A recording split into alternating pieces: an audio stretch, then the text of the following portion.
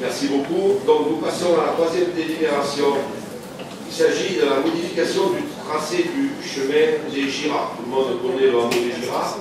Il a été créé, le chemin il a été très accidenté depuis les inondations. Mais bon, c'est pas suite aux inondations, ça n'a rien à voir. Mais le hameau des Girards donc, est situé sur la route de Carcès, dans la vallée des Armes. Monsieur Menet va nous présenter cette délibération.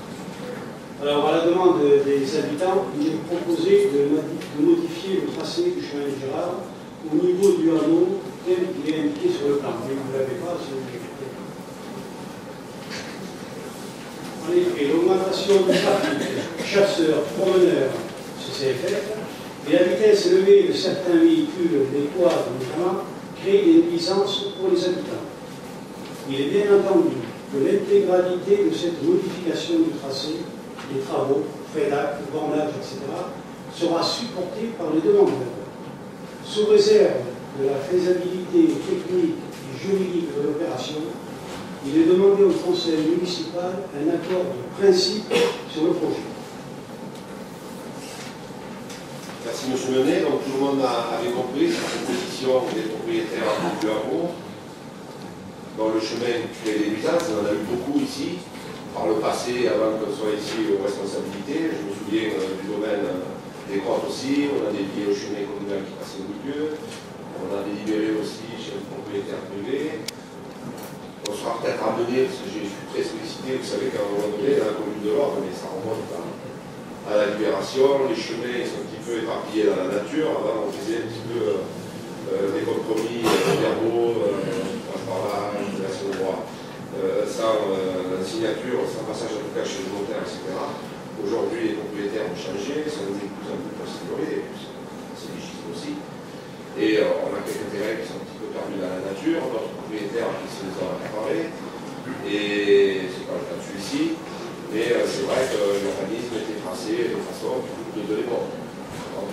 Aujourd'hui, les voitures passent, les pompiers, ça va être très difficile parce que le chemin est très étroit. Ça crée un nombre de nuisances et les propriétaires nous ont fait donc une proposition de déviation. Donc il s'agit uniquement de prendre ce soir une décision d'accord avec une proposition de déclaration de principe pour avancer dans cette opération, sachant qu'elle ne coûtera rien à la commune puisque les propriétaires s'engageront à prendre à leur charge tous les frais, du géomètre en passant par le notaire jusqu'aux aménagements de la route. Nous donnerons le foncier nécessaire pour créer la route et quand il s'agit simplement la carte que vous n'avez pas. Vous l'avez sur vos documents, si sur les documents, mais on l'a pas mis sur la diapo. Donc le chemin il passe bien en pleine propriété, au milieu. Donc il est proposé de le dédier. Alors, il faut savoir que ce n'est pas très fréquenté, les girafes, qui va rejoindre la piste de Poussin, et c'est une piste qui est pas matérialisée. Le sol, c'est la piste, c'est pas. Il y a encore une question, si vous permettez. Je voudrais savoir quelle est la différence avec le problème qui s'est posé avec le chemin de Saint-Louis. La différence avec le chemin de Saint-Louis, ça n'a rien à voir. Le propriétaire du chemin de Saint-Louis, il aurait dû faire justement cette démarche-là. Le propriétaire indélicat, on va l'appeler comme ça, c'est à approprier un chemin qui traversait sa propriété. Et il a dit, moi sur mes actes, j'ai aucune indication indiquant qu'il appartient à la commune, donc il m'appartient à moi. Donc arbitrairement, il a fermé le chemin et il s'est accaparé. Et là, ils vont le faire avec votre autorisation. Là, on fait les choses à règle, effectivement.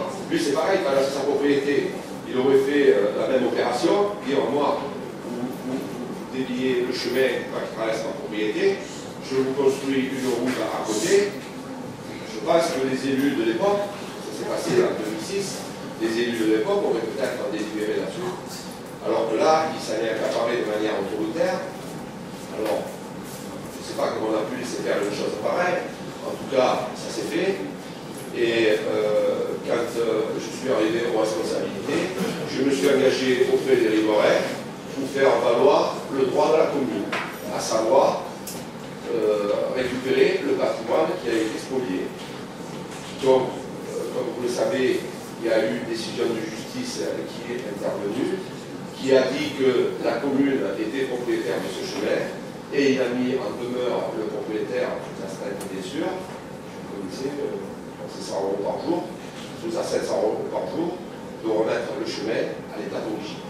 Voilà. Donc, je crois qu'il a fait appel à la décision, donc ça sera rejugé en appel, mais sachez que le juge n'a pas pris une décision comme ça par-dessus la jambe.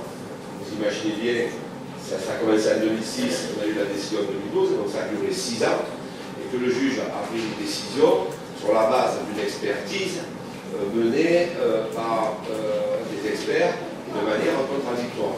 Donc l'appel, je pense très sincèrement que ça ne risque que de retarder et de coûter beaucoup plus cher avec les frais d'avocat et de justice. Mais je pense bien que ce chemin reviendra dans le patrimoine long et en tout cas, la décision de justice a été prise, il y a eu une condamnation. Et aujourd'hui, on est en République, il y a un appel qui s'est prononcé, donc ça va être rejugé. Et je suis très confiant sur la décision de la Cour d'appel. Désolé, le public ne peut pas prendre part à la discussion. Les applaudissements. S'il vous plaît, monsieur Perrin. Merci, monsieur le maire. Bon, aujourd'hui, on nous présente un projet qui, à mon sens, est assez mal défini et où l'intérêt semble résider dans la diminution du trafic piétonnier, voire automobile.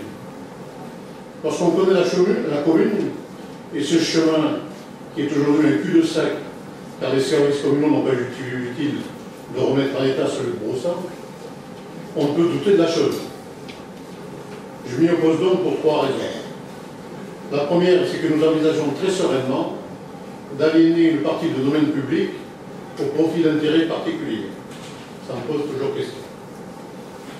La deuxième est que le tracé proposé sur le schéma est beaucoup plus long, nettement moins praticable du fait de sa déclivité, et que nous ne desservirions plus le hameau lui-même au sein du service public. La troisième, et peut-être la plus importante à mon sens, c'est que nous créons là un précédent fâcheux qui ouvre la porte à bien d'autres noms. C'est la raison pour laquelle je suis contre ce projet. Merci. Vous préparez vos interventions avant parce que vous n'avez pas écouté ce que j'ai dit. Bon, y a-t-il d'autres interventions? Madame Rivet. Oui, je voudrais ajouter qu'au moment où on parle de lancer un PLU qui a pour but de densifier l'habitat existant et éventuellement les hameaux, se priver de ce chemin qui mène au hameau me semble un peu contradictoire. Donc je ne pense pas que ce soit très opportun de supprimer le chemin qui mène directement au hameau. Très bien, y a-t-il d'autres interventions?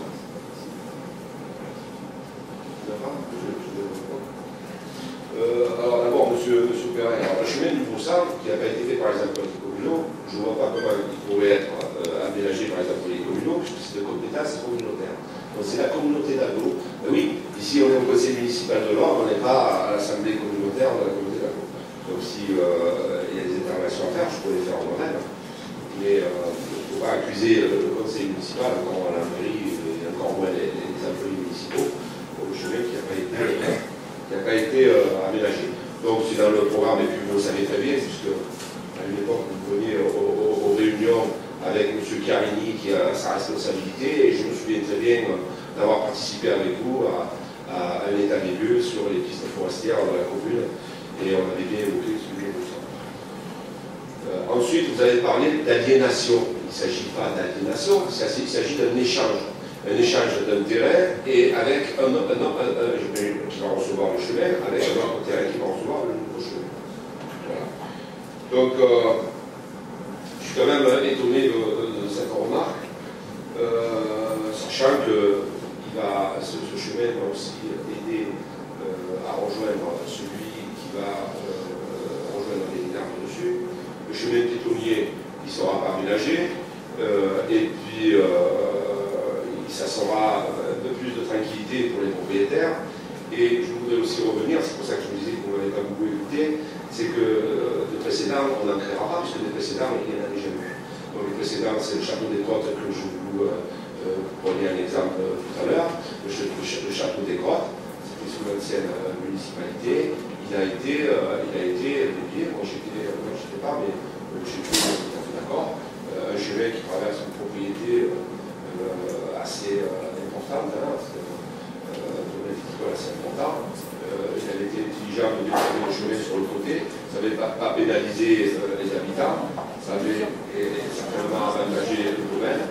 Le domaine s'était retrouvé et le domaine lui-même avait repris à son compte tous les frais inhérents. On en a passé je crois, là de nous ici dans cette nature, un chemin, si j'ai des bons souvenirs, d'un chemin qui avait été dévié aussi. Bon. Et je vous en proposerai d'autres de toute façon, parce que effectivement, comme je le disais en préambule, il y a une dispersion de nos chemins communaux qu'on ne connaît même pas, il y en a même qui sont perdus dans la végétation, et qu'il faudra petit à petit revoir. Et on en a fait, et d'ailleurs j'en profite pour remercier les gens de la Godasse Morgaise, c'est eux qui, avec leur itinéraire de randonnée, s'aperçoivent au final qu'ils arrivent sur les chemins qui ne sont pas dans les cartes balisées, que les gens se sont accaparés du chemin. Donc ce sont des procédures longues, chaque fois je les emmène. Il y a aussi un domaine Saint-Louis, tout le monde connaît le domaine Saint-Louis au bord de l'Argent, qui va rejoindre le hameau de Sainte-Anne. Le chemin de Saint-Louis, il passe au milieu de la ferme. Le chemin communal. Le propriétaire, très gentiment, bon, pour lui aussi, parce qu'il ne voulait pas que les gens lui passent là-dessous, mais nous, pour nos pompiers, c'est très intéressant de nous offrir un chemin qui longe l'argent pour rejoindre le château de Sainte-Anne.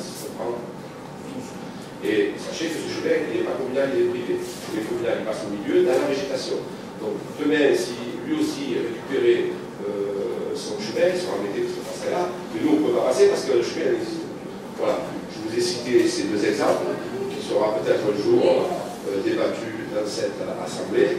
Mais l'organe est comme ça, on a hérité d'une commune qui a des chemins qui sont identifiés et d'autres noms qui ont été pris au fur et à mesure. On a ces procédures. Monsieur Barré.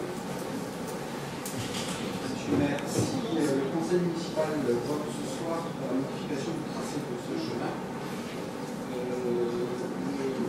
l'ancien qui est actuellement toujours opérationnel, est-ce que ce droit de passage continuera à exister, il sera toujours non, il y aura un échange. C'est le domaine public.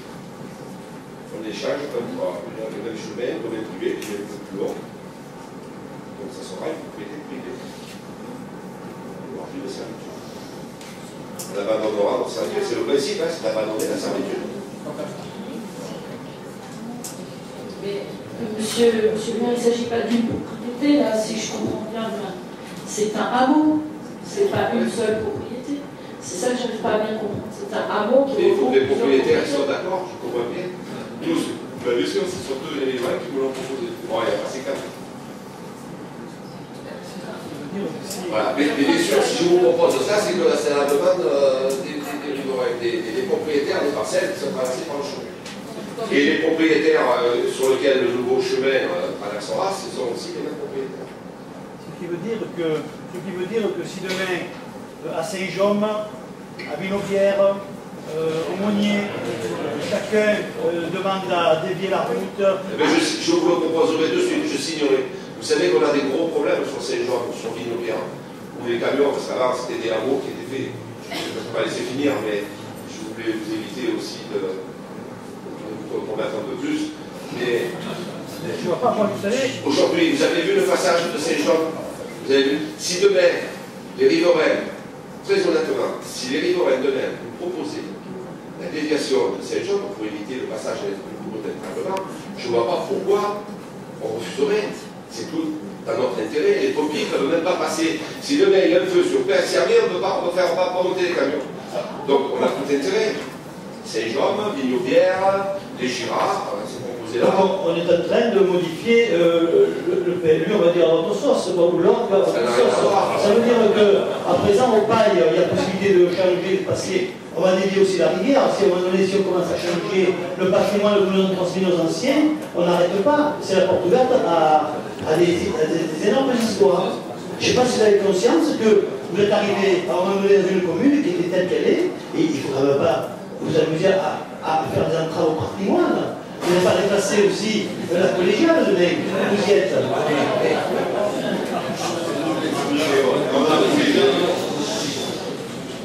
n'avez quand même pas. Je suis assez effrayé de votre laxisme.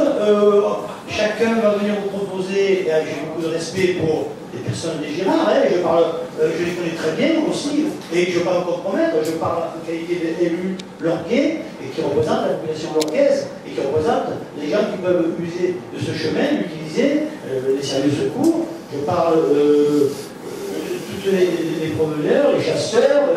Si vraiment il y a un danger au niveau de la sécurité des riverains, je conçois, il faut apporter des ralentisseurs, il faut apporter une sécurité un peu plus peut-être importante que ce qu'il y a aujourd'hui. On ne va pas déplacer un chemin. Mais c'est votre proposition, M. Fico. Vous n'avez pas compris. Vous n'avez pas compris. Déjà, le PLU, ça n'a rien à voir. Vous êtes d'accord? C'est le PLU, ça n'a rien à voir. C'est un amour. On parle d'un amour de les riverains sont venus me faire cette proposition. Moi, je n'ai pris aucune décision. C'est le conseil municipal qui est souverain. C'est lui qui va prendre la décision, c'est pas moi. Donc moi, je vous le mets ici sur la table. À vous d'être pour, contre ou contre, ça vous exprime. C'est vous qui décidez. C'est regrettable que vous n'ayez pas, parce que les gens qui écoutent autour de vous, ils sont nombreux évidemment et intéressés, ils n'ont pas le croquis qu'on nous propose, et apparemment il y a à peu près 17 parcelles qui est concerné, ne serait-ce que par le passage de ce chemin. Est-ce que vous avez... C'est pas moi qui l'ai dessiné, ce sont les riverains. Donc les 17 personnes qui sont d'accord là pour déplacer chez les uns ou chez les autres 17 personnes. Oui. Si moi je l'avais fait de manière arbitraire, j'aurais déposé ce qu'on appelle une DUP, une déclaration d'utilité publique, et c'est le juge des expropriations qui en décide. Utilité publique. Là, il n'y a pas d'utilité publique, c'est un accord entre les riverains et la commune.